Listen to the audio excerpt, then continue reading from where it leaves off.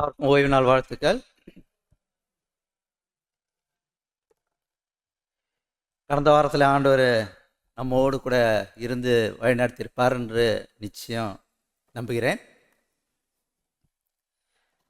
கடந்த வாரத்தில் ஆண்டவர் நம்மோடு கூட இருந்தாரா? நமக்கு ஆசீர்வாதங்களையும் வழிநடத்துதலும் இருந்ததா? நம்மோடு கூட இருந்ததா? ஆண்டவர் வழிநடத்தினாரா?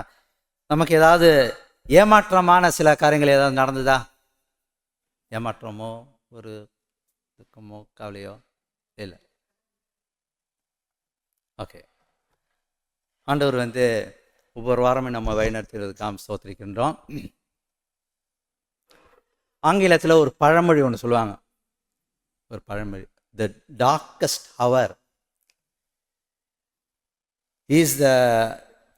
ஹவர் இஸ் பிஃபோர் த டான்னு சொல்லுவாங்க. அதாவது ஒரு விடிய காலத்துக்கு முன்னாடி தான் அதிக இருள் இருக்கும் அப்படின்னு சொல்லுவாங்க. இந்த பழமொழியானது நம்ம காலை வணக்கத்துக்கு சொல்கிறது நம்ம தமிழர்கள் மத்தியில் சொல்கிறது இல்லை. ஆனால் இந்த பழமொழியானது நம்முடைய வாழ்க்கைக்கும் அது என்ன செய்யும்? அது பொருந்தும். கிறிஸ்தவ வாழ்க்கைக்கும் அது பொருந்தும் என்று நம்ம சொல்லலாம். சில வேளை நம்ம எல்லாமே இழந்து போன ஒரு சூழ்நிலையை நம்ம வரலாம். வாழ்க்கையில் எதிர்பார்த்ததெல்லாம் நடக்காத ஒரு சோர்வு, ஒரு துக்கம், ஒரு மன வேதனை வலிகள் சில வேளையில் இருக்கலாம். ஒரு ஏமாற்றம் மாதிரி இருக்கலாம். அந்த ஏமாற்றமான நேரத்துலையும் அந்த இருளுக்கு பிறகு ஒரு வெளிச்சம் ஒன்று உண்டு அப்படின்ற நம்ம நம்பிக்கை எனக்கு கொள்ளலாம். அதனால தான் அந்த ஆங்கிலத்தில் the darkest hour before the dawn சொல்லுவாங்க. விடிய காலத்துக்கு முன்னாடி இருக்கக்கூடிய அதிகமான இருள்.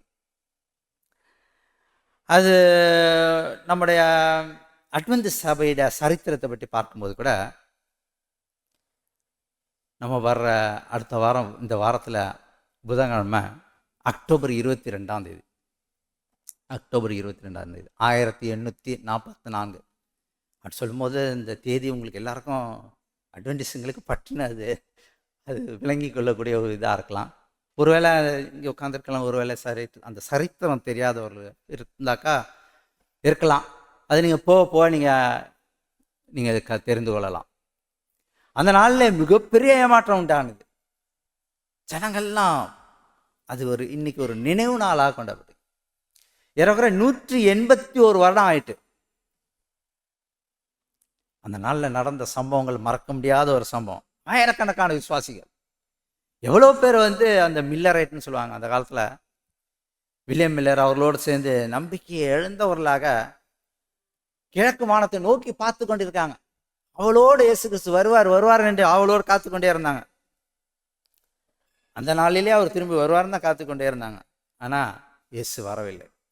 மிகப்பெரிய ஏமாற்றம் அடைந்தார்கள், துக்கம் அடைந்தார்கள், பலர் அழுதார்கள், பலர் விசுவாசத்தை விட்டு வழுவி ஆண்டவர் விட்டு விலகியும் போனார்கள்.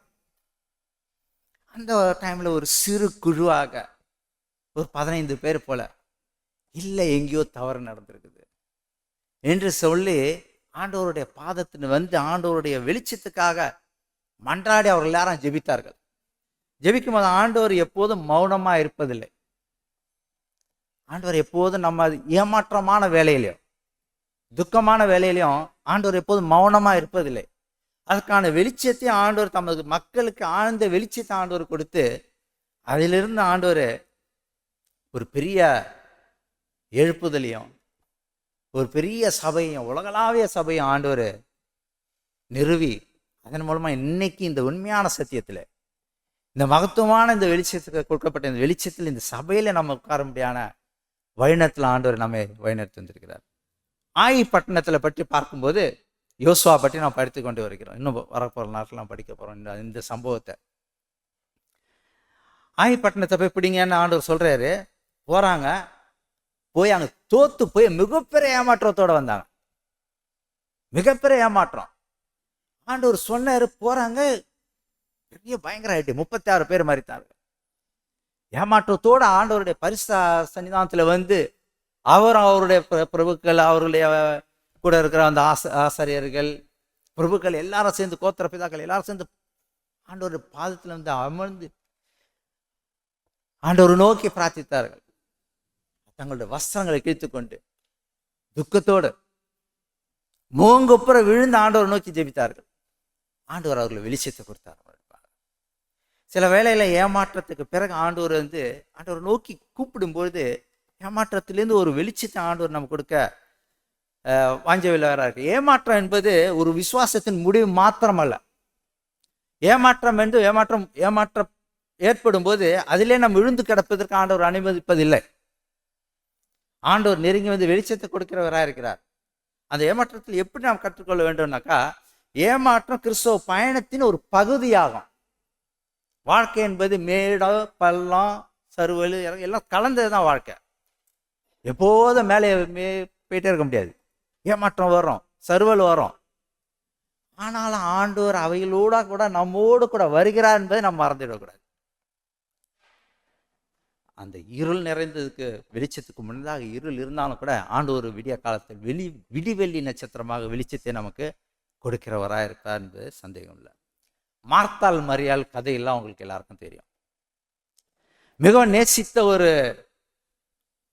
ஒரு வாலிபன், இயேசு கிறிஸ்து மிகவும் நேசித்த ஒரு வாலிபன். எருசலேமுக்கு வரும்பொழுதெல்லாம் அவர் அங்கே அவர்கள் தங்கி அவர்களோடு சாப்பிட்டு அங்கு இருந்து விட்டு அவர் செல்வது உண்டு. அதுக்கே அந்த வீட்டுக்கு போவது உண்டு.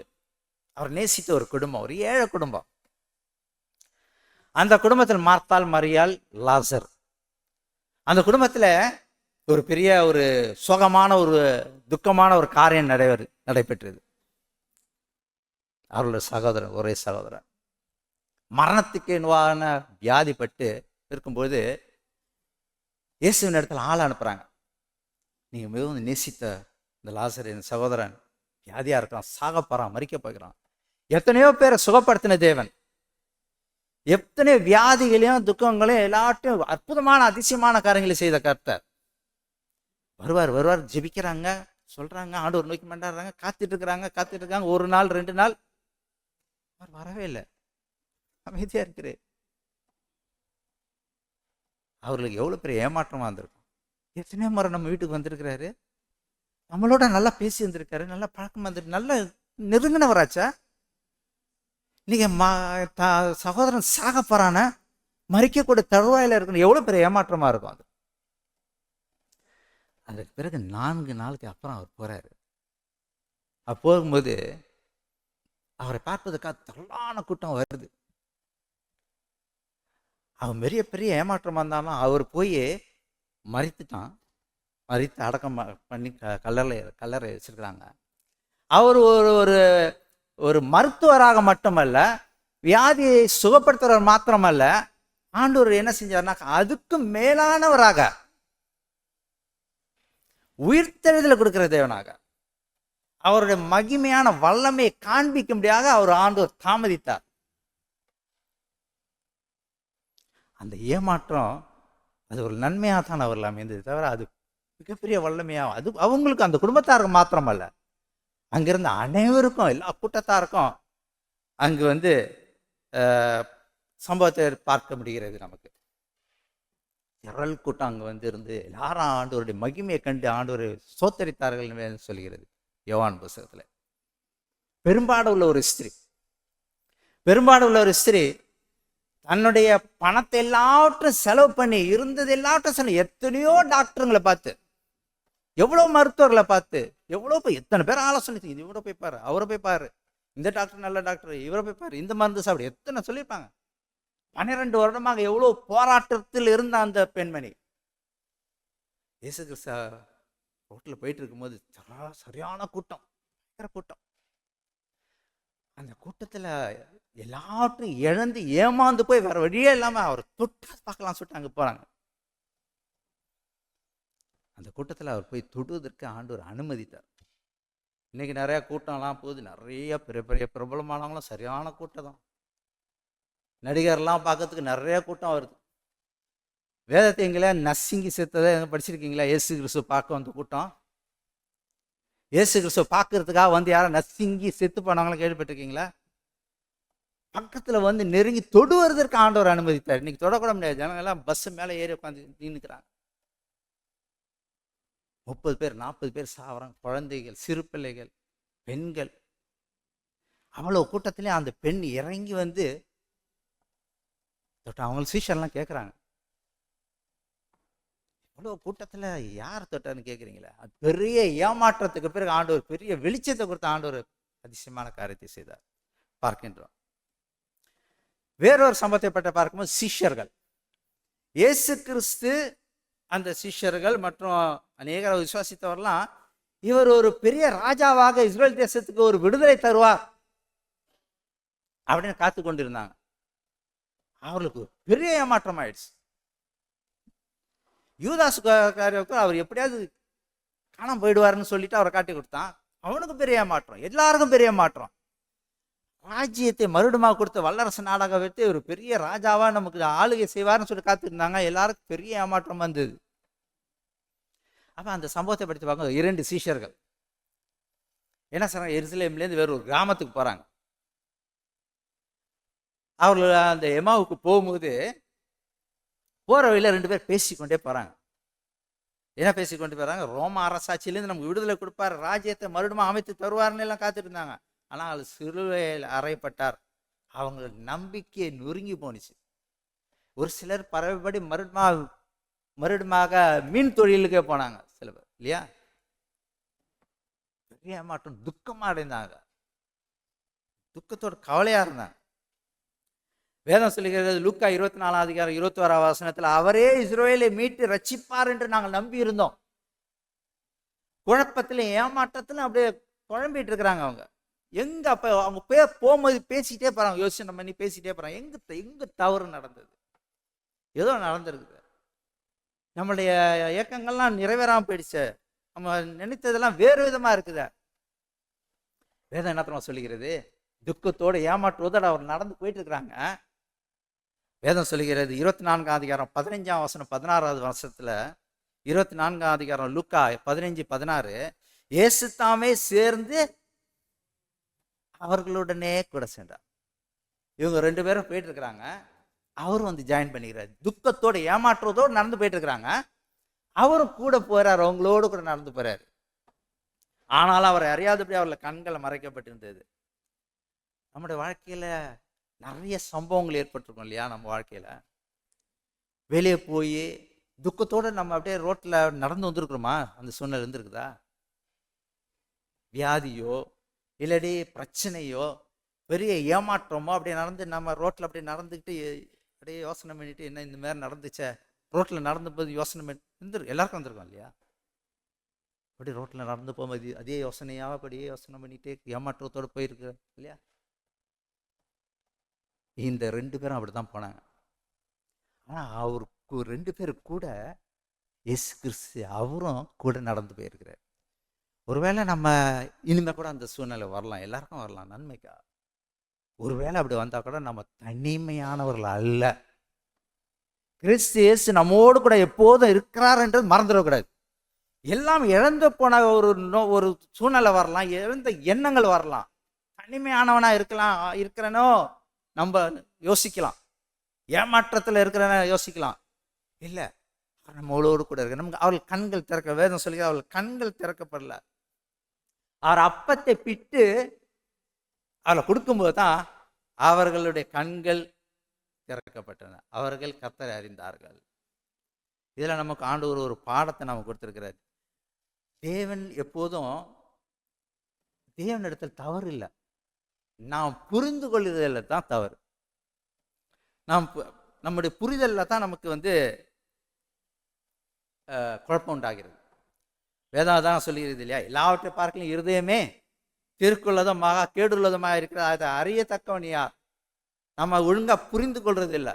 பெரும்பாலும் தேவன் சொல்றது நம்ம கேட்பதில்லை, நாம் விரும்புகிறது தான் அதிகமாக ஆண்டவர்கிட்ட நம்ம கேட்பது உண்டு. அப்ப சில ஏமாற்றங்கள் நமக்கு வரலாம். எரேமியா மூலியமா ஆண்டவர் கொடுத்த மிகப்பெரிய வாக்கு தத்துவம் உண்டு.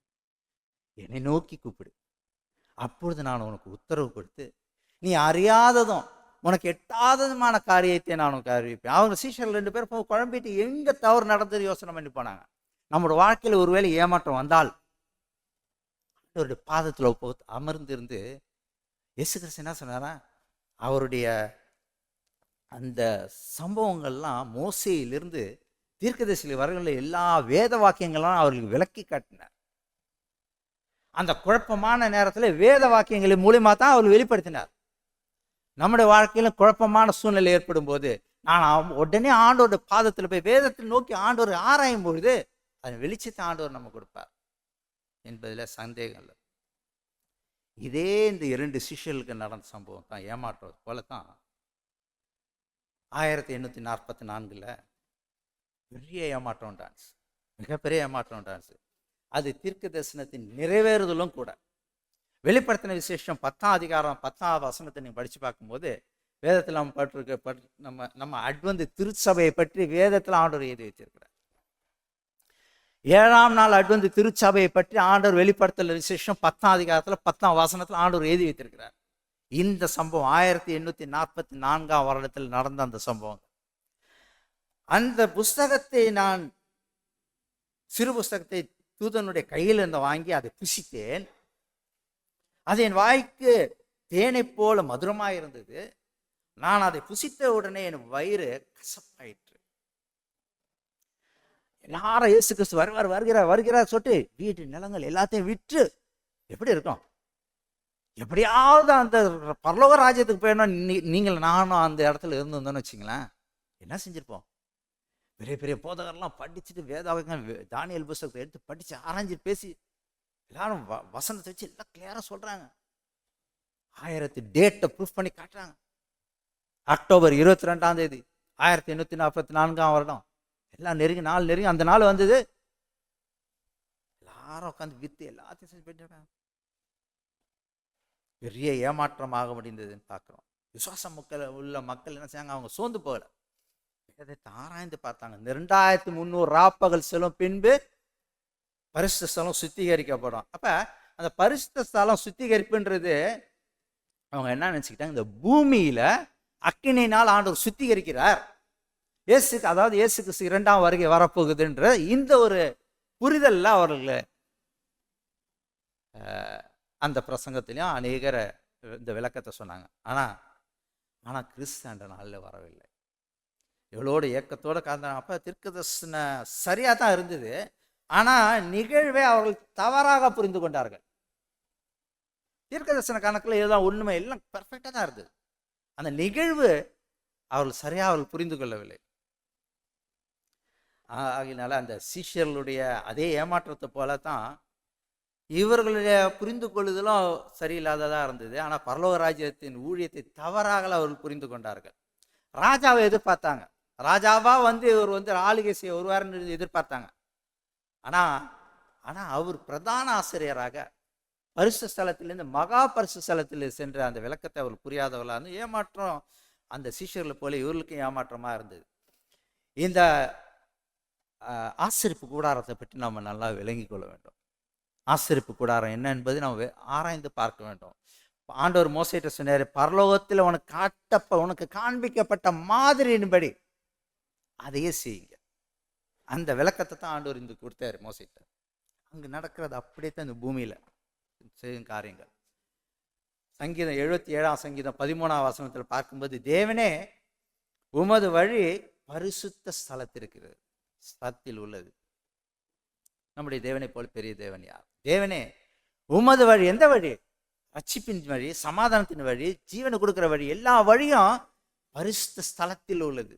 அங்கிருந்து தான் நமக்கு ஜீவனை நம்மை நடத்தி வருகிறார் பார்க்க முடியுது. 1844ஆம் வருடத்துல அட்வென்ட் விசுவாசிகள் பரிசுத்த ஸ்தலத்தை பற்றி ஆராய்ந்து தேடினாங்க. அவர்களுடைய ஏமாற்றத்தின் விளக்கத்தை அவர்கள் புரிந்து கொண்டாங்க. எல்லாரும் தாழ்மையோட ஆண்டவரை நோக்கி கெஞ்சி கேட்கும் போது, எதனால கர்த்தாவே எங்களுக்கு புரியல, எதனால இவ்வளோ எப்படி இருக்கும்? இந்த ஏமாற்றத்துக்கு அப்புறம் பயங்கரமான அவங்களெல்லாம் கேவலமா பேசினாங்க, கேலி பண்ணாங்க, ரோட்ல போக முடியல. ஆண்டவர் சில வெளிச்சத்தை ஆண்டவர் கொடுத்தாரு. அவர் போய் சொல்றதுக்கு வெளியே போனாலும் ஒருத்தவரை சாவடிச்சிட்டாங்க, கொலையை செய்தாங்க ஒருத்தவரை. எப்படி நீங்க வெளியே போய் சொல்லுவீங்க?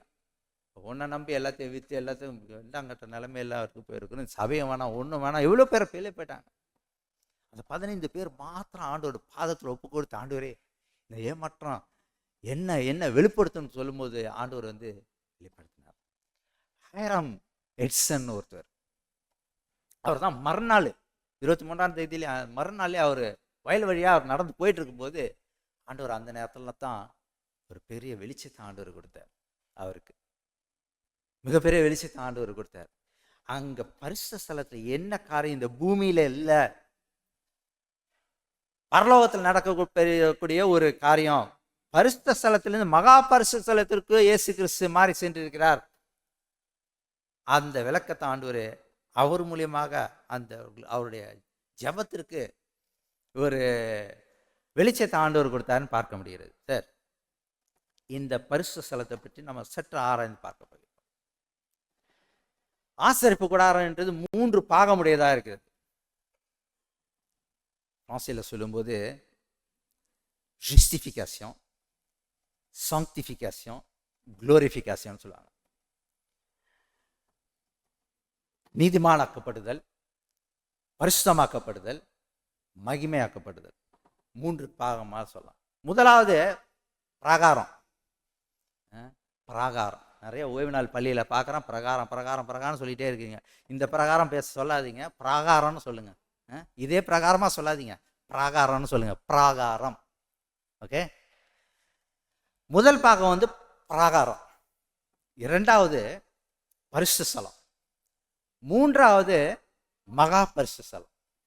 இந்த முதலாவது அந்த பரிசுத்த ஸ்தலத்தை பற்றி பார்க்கும்போது, பிராகாரத்தை பற்றி பார்க்கும்போது, முதல்ல அதில் வந்து பலிபீடம். அந்த பலிபீடத்தில் பூமியில இந்த கூடாரத்தில் முதல் காணப்படுவது பலிபீடம். அங்கு தான் அந்த ஆட்டுக்குட்டியை வெளிப்படுத்துகிறது.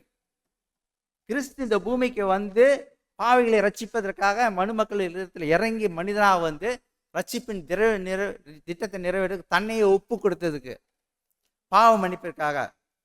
யோவான் என்ன சொன்னார்ல, இதோ உலகத்தின் பாவங்களை சுமந்து தீர்க்கிற தேவ ஆட்டுக்குட்டி. யோவான் 1:10-29 படிச்சு பார்க்கலாம். அந்த வெளிப்பிராகாரன்றது மண்டபத்தை இந்த உலகத்தை குறிக்கிறது. பிராகாரன்றது உலகத்தை குறிக்கிறது. ஆண்டவர் இறங்கி வந்து அந்த இடத்த நம்ம ரட்சிக்க குறிக்கிறது. அந்த பலிபீடம் உண்டு. அந்த இடத்துல பலிபீடத்துக்கு பக்கத்துல அதை தாண்டி தண்ணீர் தொட்டி. அந்த பலிபீடத்துல ஒரு மனிதன் பாவம் செய்யும்போது அவன் ஒரு ஆட்டுக்குட்டியை கொண்டு வந்து தன்னுடைய பாவங்களை, அவனும் குடும்பத்தாரும் வந்து தன் பாவங்களை அறிக்கை செய்யும்போது அந்த பாவம் அந்த ஆட்டுக்குட்டியின் மேல் சுமத்தப்படுகிறது. அந்த ஆசாரியன் தன்னை சுத்திகரித்து கொண்டு ஞானமுழுக்கு அடையாளம். அந்த ஆசாரியன் என்ன செய்யறாரு, பரிசுத்த ஸ்தலத்துக்கு போறாரு. அந்த ரத்தத்தை கொண்டு போய் அங்க தெளிக்கிறார். இது ரட்சிப்பின் திட்டத்துல முதல் படியாக இந்த பூமியில நடக்கக்கூடிய காரியம். கிறிஸ்து இயேசு நமக்காக பரிந்து பேசுகிறதையும் நமக்காக மரித்த அந்த காரியங்களை இது வெளிப்படுத்துகிறதா இருக்கு. பிராகாரத்தை பற்றி பார்க்கணும். அடுத்தது பரிசுத்த ஸ்தலத்துக்கு போறோம். பரிசுத்த ஸ்தலத்துல போகும்போது அங்க என்ன பார்க்குறோம், சமூகத்தப்பம் இருக்கிற டேபிள், மேஜர் 12 அப்பம் இருக்கும். ஒவ்வொரு ஓய்வு நாளில் அது மாற்றக்கூடிய இதாக இருக்கும். அடுத்தது குத்து விளக்கு. குத்து விளக்கு இந்த சமூகத்தப்பம் தேவனுடைய வார்த்தை, ஆகாரம், அப்பம் தேவனுடைய வார்த்தையை குறிக்கிறதா இருக்கிறது. சரி, அடுத்ததாக பார்க்கும்போது இந்த குத்து விளக்கு, அந்த எண்ணெய் எப்போது எரிந்து கொண்டே இருக்கணும். அந்த அக்கினியும் பரிசுத்த அக்கினி, தேவனால் ஏற்றப்பட்ட அந்த அக்கினி. அந்த குத்து விளக்கு பரிசுத்த ஆவியானவரை குறிக்கிறது. நம்ம ஆவியானவர் எப்போதும் நமக்குள் எப்போதும் ஒலித்து கொண்டே இருக்கணும். ஒளி சுடர் விட்டு கொண்டே இருக்கணும். அணையாத விளக்காக இருக்க வேண்டும் எப்பொழுதும். நமக்கு ஆவியானவருடைய வழிநடத்தலோடு நம்ம எப்போதும் நம்ம இருக்கிறவர்களாக இருக்கும். இந்த பாவமானது அறிக்கை செய்யப்பட்ட இந்த பாவம் பரிசுத்த ஸ்தலத்தில் கொண்டு போயிட்டு மாற்றப்படுகிறது. இதை பற்றி பவுல் எபிரேய புத்தகத்தில் கூட விளக்கமாக சொல்லுகிறாரு. எபிரேயர் 8ஆம் அதிகாரம் 1-2 வசனங்களை எடுத்தவர்கள் வாசிப்போம். எபிரேயர் 8ஆம் அதிகாரம் 1ஆம் வசனம் 2ஆம் வசனத்தை வாசிப்போம்.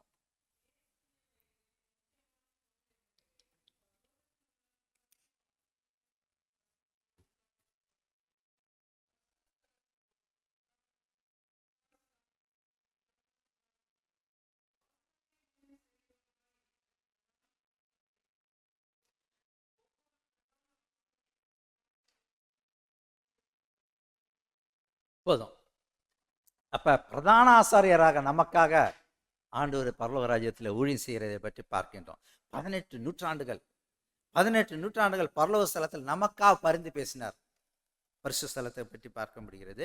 அவரிடத்தில் வருகிற அனைவருக்கும் பாவ நிவாரண பலியாக ஆண்டவர் நம்முடைய பாவங்களை ஏற்றுக்கொண்டு மன்னிக்கிறவராக இருக்கிறார். அந்த இடத்துல பார்க்கும்போது குத்துவிளக்கு, மேஜை, அப்பங்கள், 12 அப்பங்களுக்கு அடுத்து அந்த தூபகலசம். தூபகலசம் எதை குறிக்கிறது? ஜெபம். வானத்தையும் பூமியை இணைக்கக்கூடிய ஒரு செல் போன் கூட சொல்லலாம். நம்மையும் ஆண்டவரையும் இணைக்கக்கூடிய ஜெபம். ஜெபம் அனுதினமும் அந்த தூபகலசம் ஏற்றப்பட்டு கொண்டே இருந்தது. ஜெபம் இல்லாத ஜீவியம் அழிவு தான் கொண்டு போவோம். ஜெபம் இல்லாமல் ஜீவியம் சுவாச காற்று போன்றது. நம்ம ஆண்டவரோடு பரலோகத்தோடு நாம் பேசிக்கொண்டே இருக்க வேண்டும். அந்த ஜெபத்தை குறிக்கிறதா இருக்கிறது. அடுத்ததாக பார்க்கும்போது மகா பரிசுத்த ஸ்தலம், பாவ நிவாரண நாள். இந்த மகா பரிசுத்த ஸ்தலத்தை பற்றி பார்க்கும்போது ஆண்டுக்கு ஒரு முறை, வருஷத்துக்கு ஒரு முறை பிரதான ஆசிரியர் என்ன செய்யறார்? அந்த மகா பரிசுத்த ஸ்தலத்துக்குள் பிரவேசிக்கிறார். லேவியராகும் 16ஆம் அதிகாரம் 30ஆம் வசனத்தில் நீங்கள் படித்து பார்த்தீங்கன்னா அதை பற்றி நாங்கள் புரிந்து கொள்ளலாம், விளங்கிக் கொள்ளலாம். ஆண்டோடைய வருகைக்கு முன் நடக்கும் நியாய தீர்ப்பு காலத்தை பற்றி இந்த மகா பரிசுத்த ஸ்தலம் முன்கூட்டியே காண்பிக்கிறது. என்ன நடந்து கொண்டிருக்குது பரலோகத்தில்? இந்த ஆசரிப்பு கூடாரத்தை நம்ம நல்லா ஆராய்ந்து படித்து புரிந்து கொண்டாதான் பரலோகத்தில் என்ன நடக்கிறதுன்னு புரிந்து கொள்ளலாம். 1844 1804 நிறைய முறை கேட்டிருக்கோம், சத்தியத்தை கேட்டிருக்கோம். என்ன நடக்குதாங்க?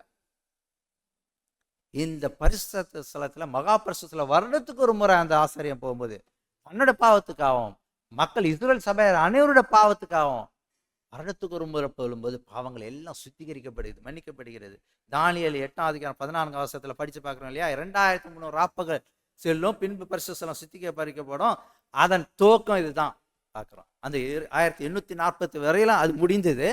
அதுலேருந்து மகா பரிசுத்த ஸ்தலத்துக்குள்ள கிறிஸ்து இயேசு மகா பரிசுத்த ஸ்தலத்திற்குள்ள போகிறார். அங்க என்ன நடக்குதுன்னு பார்க்கும்போது நம்முடைய பிரதான ஆசிரியர் பரலோக ஸ்தலத்துக்குள் சென்று மகா பரிசுத்த ஸ்தலத்தை சுத்திகரிப்பு என்ற இறுதி ஊழியத்தை செய்து கொண்டிருக்கின்றார். கடைசி காலத்தில் நெருங்கிட்டோம். பிரகாரம் முடிஞ்சிட்டு, பரிசுத்த ஸ்தலம் முடிஞ்சிட்டு, மகா பரிசுத்த ஸ்தலத்தில் கிறிஸ்து இயேசு நமக்காக வாதாடி கொண்டிருக்கின்றார். பரிந்து பேசுகிறவராக இருக்கின்றார். நாம் பார்க்கிறோம். இது நமக்கு ஒரு இந்த என்ன பணி நடந்து கொண்டிருக்கிறது, நமக்கான விளக்கம் என்ன, நமக்காக ஆண்டவர் கொடுக்குற அந்த விளக்கம் என்ன, பொருள் என்ன, நம்ம சற்று ஆராய்ந்து பார்க்க வேண்டும். பரலோகத்தில் சுத்திகரிப்பு நடந்து கொண்டு இருக்கிறது. என்ன சுத்திகரிப்புனா என்ன நடக்குது பார்க்கும்போது, ஆதாம் முதல், நல்லா கவனமாக கேளுங்க, ஆதாம் முதல் இன்று வரை வாழ்ந்து கொண்டிருக்க மக்கள் அனைவருடைய புத்தகங்கள் திறக்கப்படுகின்றன. ஆதாம்லாம் தூக்கிடுச்சு. 1840 அவங்கெல்லாம் ரெடி ஆயிடுச்சு, முடிஞ்சிருச்சு. 181 வருடங்கள் ஆயிட்டு ஒவ்வொரு புஸ்தகங்களும் எடுக்கப்பட்டு கொண்டே இருக்கிறது. பரலோகத்தில் மரித்தோருடைய புஸ்தகங்கள்லாம் எடுக்கப்பட்டு கொண்டே இருக்கிறது. மரித்தோர்களுடைய ஒருவேளை முடிஞ்சிருக்கலாம். நாம் நடந்து கொண்டிருக்க காலத்தை நாம் பார்க்கும்போது பயங்கரமா இருக்குது. எந்த ஒரு நாட்டு தலைவனும் தன் நாட்டை ஆள முடியல, நடத்த முடியல. எத்தனை முறை பிரான்ஸ்ல ஒரு 4-5 வாட்டி மாட்டிட்டாங்க. எந்த ஒரு தலைவனும் தகுதி இல்லாதவனா இருக்கிறான். ஒரு மதகாஸ்கர்ல ஒரு நாட்டு தலைவர் விட்டுட்டு ஓடிட்டார். முடியல. எப்பேற்பட்ட படித்தவர்களா இருந்தாலும் சரி, அனுபவசாலிகளா இருந்தாலும், அரசியல் தந்திரம் தெரிந்தவர்களா இருந்தாலும் சரி, வர இருக்கிற கொடிய காலத்துக்கு தப்பித்துக்கொள்ள பெரிய பிரபலமானவங்களாம் சரி, நாட்டை அழுவதற்கான முடியல. நாட்டை விட்டுட்டு ஓடுறாங்க. ஸ்ரீலங்காவில் ஓடினாங்க இல்லையா, நேபாளில் இங்கே ஓடினாங்க, எல்லாம் விட்டுட்டு ஓடுறாங்க, முடியல. சமாதானம் சமாதானம் என்று கூறுவார்கள், சடுதியா அழிவு வருமா. ஒரு போதகர் சொன்னாரு, அந்த ஞாயிறு ஆசிரியப்பை பற்றி எதிர்பாராம ரொம்ப சீக்கிரம் திடீர்னு வந்துருமா. அதனால தான் ஆண்டவர் சொல்றாரு, விழித்திரு விழித்திரு விழித்திரு. வேதம் முழுதும் புதிய ஏற்பாட்டில் படிச்சு விழித்திரு, ஜாக்கிரதையாரு, விழித்திரு. இதான் ஆண்டவர் கொடுக்கக்கூடிய பிள்ளைகளுக்கு எச்சரிப்பு. மகா பரிசுத்த ஸ்தலத்துல ஒவ்வொரு புஸ்தகங்களா எடுக்கப்பட்டு கொண்டே இருக்கிறது. மரித்தோருடைய புஸ்தகம் ஒருவேளை எல்லாம் முடிஞ்சிருக்கலாம். இன்று உயிரோடு இருக்கிற நம்முடைய புஸ்தகங்கள் எடுக்கப்படும் காலத்துல வாழ்ந்து கொண்டு இருக்கலாம். எத்தனையோ பிரசங்கம் கேட்டிருக்கலாம். இன்று ஒருவேளை நம்முடைய புஸ்தகம் திறக்கப்பட்டால், அதான் வேதம் சொல்லுது, இன்று என்று சொல்லப்படுது, இன்று அவருடைய சத்தத்தை கேட்பீர்களாக. வனாந்தரத்தில் கோபம் மூட்டினது போல நீ கோபப்பட்டாத. இன்று சொல்லும் போது இன்றைய நாள், இன்றைய ரச்சனை, இன்றைய அனுக்கிற காலம். நம்முடைய புஸ்தகம் திறக்கப்பட்டால் நித்திய ஜீவனா நித்திய அழிவான்றது தீர்மானிக்கப்பட்டுரும். உங்களை நீங்களே உயிர்த்து ஆராய்ந்து பார்த்தால் நியாயம் தீர்க்கப்படுகிறது. நம்மளை நாம உயிர்த்து நான் எந்த நிலையில இருக்கிறேன், என்னோட வாழ்க்கை எந்த நிலையில இருக்கு, இந்த புத்தகம் என்ற நாளை திறக்கப்பட்டால் என்னுடைய நித்திய வாழ்வு எந்த இடத்துல இருக்கிறது அப்படின்னு நாம் உயிர்த்து ஆராய்ந்து பார்க்க வேண்டும். தீர்மானன்றது நமது கையில் உள்ளது தான். பரிசாவியானவர் நாம் ஏற்றபடி வேண்டிக் கொள்வது இன்னதென்று தெரியாதபடியால் வாக்கு கடங்காத பெருமூச்சுகளோடு நமக்காக வேண்டுதல் செய்து கொண்டிருக்கிறார் பரிசாவியானவர். நமக்காக கர்த்தாவே இந்த மகனுக்கு இன்னும் கொஞ்ச நாள் கூட்டி கொடுங்க, கர்த்தாவே இன்னொரு வருடத்தை கூட்டி கொடுங்க, இன்னும் கொஞ்ச நாள் கூட்டி கொடுங்க. மனந்திருமான நம்பிக்கை ஒன்று கிறிஸ்து இயேசு நமக்காக தம்முடைய கரங்களை ஏந்தி தம்முடைய காயங்களை பிதாவினிடத்துல காட்டி இன்னும் கொஞ்ச நாள் கூட்டி கொடுங்க, இன்னும் கொஞ்ச நாள் கூட்டி கொடுங்க. மனந்திரும்பர் வருவாரு, ஒப்பு கொடுப்பாரு, காத்துக்கொண்டே இருக்கிறான். ஆனா ஆண்டவருடைய பொறுமைக்கு அளவு உண்டு, ஆண்டவருடைய பொறுமைக்கு அளவு உண்டு. நம்ம எல்லையை தாண்டி போயிடக்கூடாது. என்று ஆவியானவர் நம்ம உள்ளத்தில் நாம் பேசும்போது, ஆவியானவர் நம்ம இருதயத்தில் கிரியையும் உணர்த்தும் போது அந்த சத்தத்துக்கு நாம் செய்து கொடுத்து ஒப்பு கொடுக்கிறவர்களா இருக்க வேண்டும். நமக்காக பரிந்து பேசிக்கொண்டு வெளியேற பெற்ற ரத்தம் தன்னுடைய சொந்த குமாரன் என்று பாராமல் அவர் ஒப்பு கொடுத்து நம்மளை எப்படியா காப்பாத்தி நான் எங்கே இருக்கிறேன்னா அவர்களும் என்னோடு கூட இருக்கும்படி அவர்களுக்காக வேண்டுதல் செய்கிறேன்னு சொன்னார். நான் எங்க இருக்கிறேன்? பரலோகத்தில் இருக்கிறேன். நீர் தெரிந்து கொண்டவர்கள் என்னோடு கூட இருக்கும்படியாக ஆண்டவரே அவர்களுக்காக நான் எதையும் செய்ய ஆயத்தமா இருக்கேன் கர்த்தாவே. தன்னுடைய ஜீவனை தந்து நம்ம எல்லாரையும் வாங்கிட்டார். சாத்தான கடையில கொல்லிவாயின் சர்ப்பத்திலேருந்து பிடுங்கப்பட்டோம். நம்ம சாத்தான் நியாயம் தீர்க்கப்பட்டுட்டான். சாத்தானா அவனை சேர்ந்த தூதர்கள் நியாயம் தீர்க்கப்பட்டுட்டார்கள். வேதநாத்மா சொல்லுது நமக்கு நியாயத்தீர்ப்பு நடந்துட்டு இருக்கு. அவர் நியாயத்தீர்ப்பு கொடுக்கும் வேலை வந்தது. சாத்தானே அவனை சேர்ந்த தூதல் நியாயத்தீர்க்கப்பட்டு விட்டார்கள் வேதம் சொல்லி. நரகத்துக்கு தீர்மானிக்கப்பட்டது அவர்களுக்காக உண்டாக்கப்பட்டது நரகம், நமக்கு கிடையாது. மனிதர்களுக்கு அல்ல நரகம், அவர்களுக்காகத்தான் உண்டாக்கப்பட்டது. நம்ம கிறிஸ்து இயேசு சொந்த இரட்சகராக ஏற்றுக்கொண்டு அவருக்கு ஒப்பு கொடுத்து ஞானம் ஒழுக்க எடுத்து அர்ப்பணிக்கும் போது அந்த ஜீவனில் ஒரு தேசத்தை நாம் சுதந்திரித்துக் கொண்டு அவரோடு கூட நித்தியமா வாழ முடியாத பாக்கியத்தை ஆண்டவர் நமக்கு கொடுத்திருக்கிறார். இந்த நாளில் ஆண்டவர் இந்த பரிசு ஸ்தலத்தில் நம்ம நடந்து கொண்டிருக்க காரியத்தை மற்றவர்கள் சொல்லுவதற்காகத்தான் ஆண்டவர் நம்ம தெரிந்து கொண்டு இந்த இடத்துல நம்ம வைத்திருக்கின்றார். இதை நம்ம அறிந்தவர்களாக நம்ம ஒரு ஒரு ஒரு விளக்கத்தை ஆண்டவர் ஒரு வாசிப்பு கூடாரத்தின் மூலமாக நமக்கு எழுதி கொடுத்திருக்கின்றார். நம்ம தாழ்மையோடு ஆண்டவரை நோக்கி நம்ம ஒவ்வொரு நாளும் ஆயத்தமாகி அந்த இஸ்ரேல் மக்கள் தங்களை தாழ்த்தி ஒவ்வொரு வருடமும் அந்த ஆசிரிப்பு கூடாரத்தை மகா பரிசு ஸ்தலத்திற்கு அந்த நாளிலே ஒவ்வொருவரும் தங்களை உயிர்த்து பார்த்து தங்களை தாழ்த்தி ஆண்டவருக்கு நெருங்கணுமா. அது அந்த ஆண்டவருடைய கட்டளையா இருந்தது. நம்மளோட வாழ்க்கையில சில எந்த ஒரு மறைவான பாவங்கள், மறைக்கப்படுகிற பாவங்கள் எதுவாக இருந்தாலும் சுயம் இவெல்லாம் நம்ம நீக்கி நம்ம ஆண்டவருக்கு ஒவ்வொரு நாளும் மன்னிப்பு கேட்டு ஆண்டவரோடு நெருங்கி நெருங்கி நம்ம இன்னும் நெருங்க வேண்டும் என்பது ஆண்டவர் விருப்பமாக இருக்கிறது. ஒரு நாளில் ஆண்டவர் சீக்கிரம் விரைவாக ஆண்டவர் வரப்போகிறார்.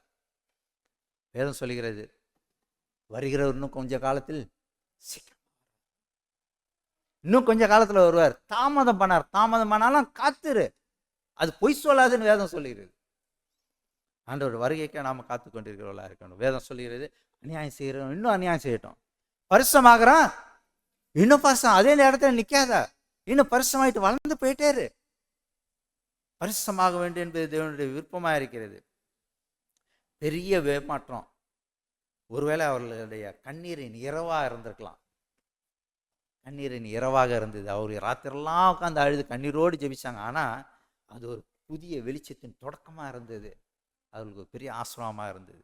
நம்மளோட வாழ்க்கையிலும் எந்த விதமான சூழ்நிலையும் பெரிய ஏமாற்றங்கள் வந்தாலும் சரி, அது நம்ம வாழ்க்கையின் தொடக்கமாக அமையும். அதுக்கான வெளிச்சத்தை ஆண்டவர் நமக்கு தந்து, எப்படி அந்த ஆரம்ப கால அட்வந்த மக்கள் முழுமையாக கிறிஸ்துவை ஏற்று அறிந்து கொண்டார்கள், அந்த விளக்கத்தை வெளிச்சத்தை ஆண்டவர் கொடுக்கும்போது அவரை முழுமையாக அறிந்து கொண்டு உலகம் முழுதும் எங்க பார்த்தாலும் போனாங்க தைரியமா. எவ்வளவு தூரம்லாம் பார்க்கல, எங்க வேணா எவ்வளவு இந்தியாவுக்கு போனாங்க, ஸ்ரீலங்கா போனாங்க, எங்க பார்த்தாலும் போனாங்க, ஆப்பிரிக்கா எங்கே பிரான்ஸுக்கெல்லாம் வந்து அவ்வளோ தூரம் போய் ஆண்டவர் இந்த மெய்யான சத்தியத்தை போய் எங்கே பார்த்தாலும் பறைசாற்றினார்கள். இதே போல தான் அந்த 2 சிஷ்யர்களுடைய கண்களை திறக்கப்பட்ட என்ன தெரியுமா, அந்த வேத வாக்கியங்களை அவர் சொன்ன பிறகு தான் அவளுக்கு புரிந்தது. 1844 அவர்கள் வேத வாக்கியம் ஆராய்ந்து பார்க்கும்போது புரிந்தது. நமக்கும் நம்முடைய வாழ்க்கையில ஏமாற்றம் என்று வரும்பொழுது வேத வாக்கியங்களை நாம் ஆராய்ந்து பார்க்கும்போது அதன் வெளிச்சத்தை ஆண்டவர் நம்ம தந்துள்ளார். ஆண்டவர் ஒருபோது ஏமாற்றத்தில் இருளை விடுகிறவர் அல்ல, அதுக்கான வழியில காண்பிக்கிறவராக இருக்கிறார் என்பதை நாம் மனதில் நினைவில் கொள்ள வேண்டும். ஆண்டவர் நிச்சயமாக வரப்போகிறார். நாம் வேதத்தை ஆராய்ந்து பார்க்க வேண்டும். நம்ம ஒருபோதும் ஆண்டவர் இடத்துல தவறே இல்லை. தேவன் ஒருபோதும் தவறு செய்கிறவர் அல்ல. நம்ம புரிந்து கொள்ளுதலில் தான் நம்ம தவறு உண்டு தவிர, நம்ம ஆண்டவருக்கு நம்ம அனுமதித்தால் அவர் சிஷ்யர்களுடைய கண்களை திறந்தள்ளின இது போல நம்முடைய கண்களை ஆண்டவர் திறக்க வாஞ்சியா இருக்கிறார். ஏமாற்றத்தின் நேரத்தில் ஆண்டவர் நோக்கி பார்க்கும்போது, வேத வாக்கியங்கள் ஆராய்ந்து பார்க்கும்போது நமக்கு வெற்றி தருகிறவராக இருக்கிறார். ஆண்டவர் சொல்லி இயேசு கிறிஸ்துடைய வாக்குத்தத்தம் என்ன தெரியுமா, யோவான் 14:18 வசனத்தில் ஆண்டவர் சொல்றாரு, நான் உங்களை திக்கற்றவர்களாக விடேன். நான் உங்களை திக்கற்றவர்களாக விடேன், உங்களிடத்தில் திரும்புவேன். அனாத பிள்ளைகளா, அனாதையான உணவு விட்டோம். தமிழ்ல திக்கற்றவர்களாக விடேன். பாசில அழகா இருக்கு. அனாதையான உங்களை விட்டுற மாட்டேன், நான் அனாதையா விட்டுட்டு போயிட்டான்ப்பா சொல்லுவாங்களா சில பேர், அனாதையான விட்டுட்டான். சொல்றாரு, நீ அனாதை இல்லை, நீ என்னுடைய பிள்ளை, நான் உன்னை பெயர் சொல்லி அழைத்தேன், நீ என்னுடையவன், திக்கற்றலாம் உன்னை விடுவேன், நான் உன்னிடத்தில் வருவேன். ஏமாற்றமான சூழ்நிலை நான் கடந்து போகலாம் ஒருவேளை நீங்களும் நானும் ஏமாற்றமான பாதையில் ஒருவேளை நடந்து போயிட்டு இருக்கீங்களா? சிஷர்களோடு நடந்து போனது ஒன்றுமா நம்ம கூட அவர் நடந்துகிட்டே தான் இருக்கிறார். திக்கற்றவர்களாகி விடேன், நான் உங்கள் இடத்துல வருவேன். மிகப்பெரிய வாக்குத்தை நான் உங்கள் இடத்துல வருவேன். சொல்றாரு, நம்மளோடு ஆண்டவர் உடன்படிக்கை செய்திருக்கார் தெரியுமா? மலைகள் விலகினாலும், பர்வதங்கள் நிலை பெயர்ந்தாலும், என் கிருபை ஒன்று விட்டு விலகாமலும், என் சமாதானத்தின் உடன்படிக்கை, ஆண்டவர் நம்மளோடு செய்த சமாதானத்தின் உடன்படிக்கை நிலை பெயராமல் இருக்கும் என்று உன்மேல் மனதுருகிற கர்த்தர் சொல்லுகிறார். ஏசாயா 54:10. ஆண்டவர் நம்மளோடு உடன்படிக்கை செய்திருக்கிறார். அவர் மாறாத உடன்படிக்கை, நித்தியமான உடன்படிக்கை. அவர் சொன்ன அவர் செய்வார் நிச்சயம். அதில் எந்த ஒரு சந்தேகமும் இல்லை. சபையாருக்கு ஆண்டவர் கொடுக்குற அழைப்பு என்ன தெரியுங்களா? அவருடைய கடைசி காலத்தில் நாம் வாழ்ந்து கொண்டிருக்கோம். நியாய தீர்ப்பு இந்த பரலோகத்தில் நடந்து கொண்டிருக்கிறது. இன்று நம்முடைய இதயத்தை சுத்திகரிப்பதற்கு ஆண்டவருக்கு நம்ம இதயத்தை திறக்கிறோமா? இதுதான் ஆண்டவர் நம்ம இடத்துல கேட்குற ஒரு கேள்வியாக இருக்கிறது. நமக்காக பரிந்து பேசுகிற கிறிஸ்து இந்த விரைவில் சீக்கிரமாக ராஜாவை வரப்போகிறார். அதில் எந்த ஒரு சந்தேகமும் இல்லை. ஏமாற்றம் உங்களை விட்டு நீங்கும்படியாக, ஏமாற்றம் நம்மளை ஜெயிக்கிறதுக்கு நம்ம இடம் கொடுக்கக்கூடாது. ஒவ்வொரு காரியங்களையும் கிறிஸ்து நம்மளை ஜெயிக்க வேண்டும். சாத்தான் நம்ம கண்டு ஏமாந்து போக வேண்டும். ஏமாற்றத்தின் மூலமா அவனை ஏமாத்தலான்னு பார்த்தேன், நடக்கலையே. ஏமாற்றத்தின் மூலமா ஆண்டவர் வெற்றி கொள்ளும் நம்ம வாழ்க்கையை ஜெயம் பெறுகிறவர்களாக இருக்க வேண்டும். ஆண்டவர் அவருடைய வார்த்தைகளை நாம் ஆராய்ந்து பார்க்கும்போது ஏமாற்றத்திலேருந்து நமக்கு ஒரு வெளிச்சத்தை ஆண்டவர் கொடுப்பார். விடிய காலத்துக்கு முன்னாடி தான் அதிகமான இருள் இருக்கும். வில்லியம் மில்லர் மிகுந்த ஒரு போராட்டத்தில் அவருடைய சூழ்நிலை பார்க்கும்போது ரொம்ப ஏமாந்து போய் எத்தனையோ வருஷமா எங்கே பார்த்தாலும் போய் ஊழியம் செஞ்சு கடைசியில் இந்த மாதிரி ஆனதுக்கப்புறம், அதுக்கப்புறம் ஒரு வாசகம் ஒன்று எழுதி வச்சார். நான் படிக்கிறேன், அது கேளுங்க. அவர் சொல்றாரு, எதிரிகளாலும் கேலிக்காரர்களாலும் சூழப்பட்டிருந்தாலும் என் மனம் முழுமையாக அமைதியாக உள்ளது. வருகிற கிறிஸ்துவில் அமைதியாக உள்ளது. வருகிற கிறிஸ்துவில் எனது நம்பிக்கை எப்போதுமே போல உறுதியானதாக உள்ளது. நான் இன்னொரு காலத்தை என் மனதில் நிர்ணயித்துள்ளேன். மேலும் தேவன் எனக்கு அதிக வெளிச்சத்தை அளிக்கும் வரை அங்கேயே நிற்க தீர்மானித்துள்ளேன். அது இன்று இன்று இன்று அவர் வருவார், நான் அவரை காண்பேன். என் ஆவி அவரில் ஏங்குகிறது. ஏமாற்றம் அடைந்தாலும் என் மனது சோர்ந்து போகல. நிச்சயமா வருவார். இன்னும் அதிகமான வெளிச்சத்தை எனக்கு தருவார். இன்னும் அதிகமான வெளிச்சத்தை எனக்கு தந்தரில் என்னை நடத்துவார். எனக்கு நான் தீர்மானம் பண்ணிட்டேன். இன்னைக்கே வந்தாலும் நான் ரெடியாக இருக்கிறேன் அப்படின்னு சொல்லி விசுவாசத்தோடு மரித்தார். அன்பான சகோதர சகோதரர்களே, விடிய காலத்துக்கு முன்னாடி தான் இருள் இருந்தாலும் அதன் வெளிச்சத்தை ஆண்டவர் நம்ம கொடுக்க விரும்புகிறார். ஆனால் விரைவில் அவருடைய மகிமையை நாம் காணப்போகிறோம். ராஜாதி ராஜாவும் கர்த்தாதி கர்த்தாவாகவும் அவர் வருகிற நாளிலே நாம் அவரை சந்திக்க ஆயத்தமாக இருக்கின்றோமா? இன்று நமக்காக பரிந்து பேசிக்கொண்டிருக்கிறார். நியாய தீர்ப்பு கொடுக்கும் வேலையை வந்தது என்று சொல்லி நம்ம மூன்று தூதர்களுடைய முத்தூதை நம்ம அறிவிக்கிறவர்களாக இருக்கோம் இல்லையா? இந்த வெளிச்சத்தை ஆண்டவர் நம்ம கொடுத்துருக்காரு. அதை கேட்குறவர்களாக மாத்திரம் அல்ல, அதை புரிந்து கொண்டவர்களாக நாம் திகழ வேண்டும். ஏமாற்றம் வந்தாலும் அதிலிருந்து ஒரு விடிவியும், அதிலிருந்து வெளிச்சத்தை ஆண்டவர் நம்ம கொடுக்க ஆயத்தமாக இருக்கின்றார்.